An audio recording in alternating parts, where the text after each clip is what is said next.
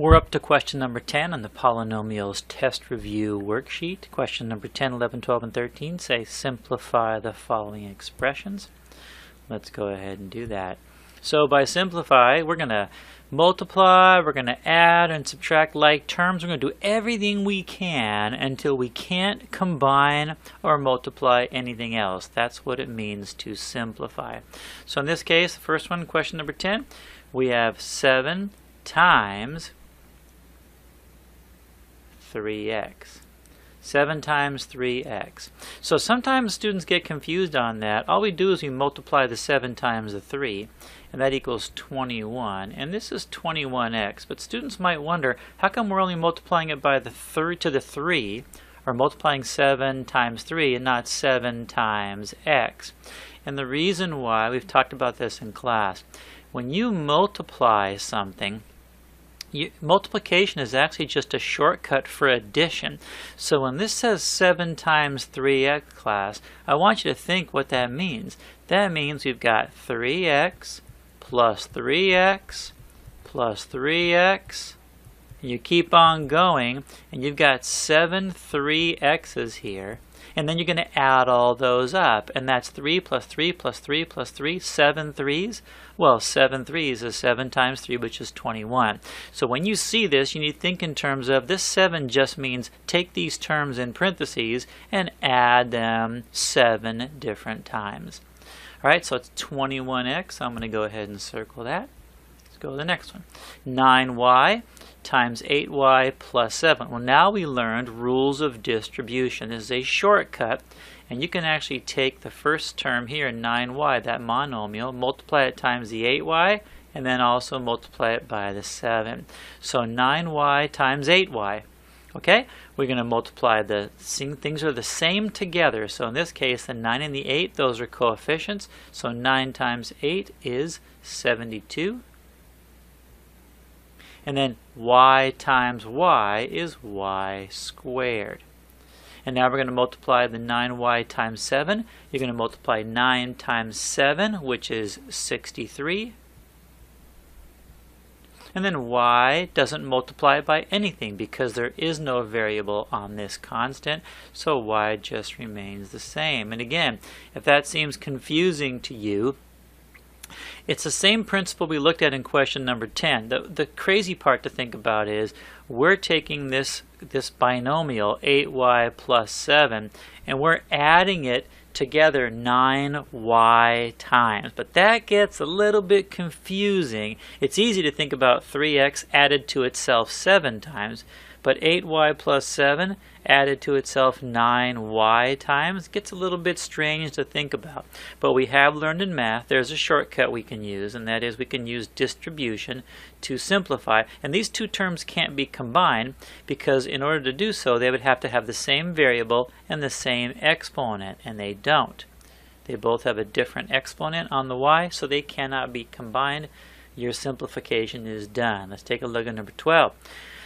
W minus 15 times W minus 2. We learned rules of multiplying binomials. So we're going to take the first term of the first binomial, multiply it times the second binomial, and then take the second term of the first binomial and multiply that one times the second binomial. It looks just like we did in number 11, except for we're going to take this whole binomial, we're going to multiply W times W minus 2, and then negative 15 times W minus 2.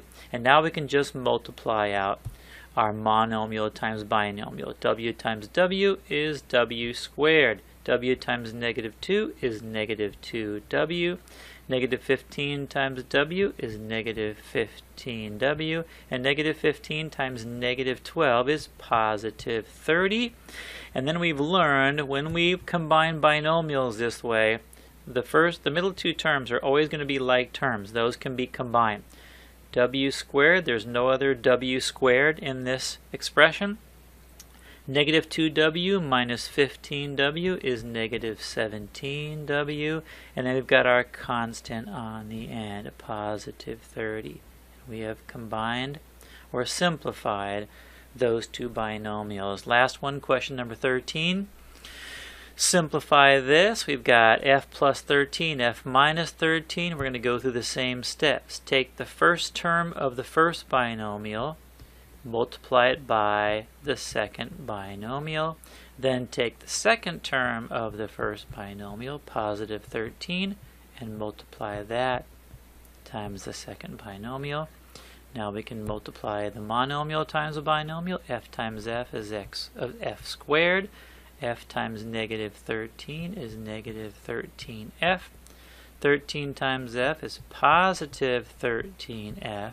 And 13 times negative 13, we can pop that in our calculator real quick. Oh, that's not our calculator. How about this one?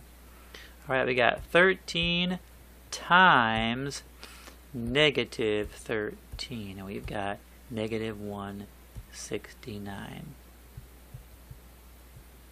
And now we can look at this. We've got the middle two terms are always going to be like terms. Those cancel each other out. Negative 13f plus 13f. Negative 13 plus 13 is 0. So that term will drop out, and all we have left is the first term, f squared, and the constant, negative 169. And there we go. Question number 13 is finished. Take a look at next one. Question number 14. We have to add a little bit of extra step here because we now have a constant in front of the two binomials. We're going to ignore the second binomial for now and just do what we already know how to do. Multiply this monomial times this binomial. 2 times x is 2x. 2 times 10 is 20. And now we're going to put that back in parentheses, and now we're going to bring down the second binomial. So all you have to do, class, is just get this 2 distributed into one of the binomials. I could have multiplied it by the second one too. What you don't want to do is multiply it by both of them, because once the 2 goes into the first binomial, you don't have to distribute it again. It's already been distributed. And now in this case, we're just going to follow our normal rules of multiplying two binomials. Take the 2x and multiply it times the second binomial.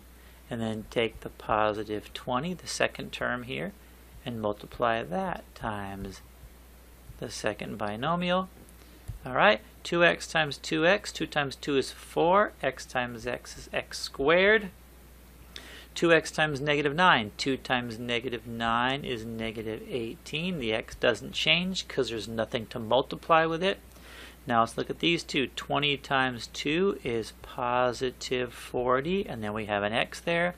And then 20 times negative 9 is negative 180.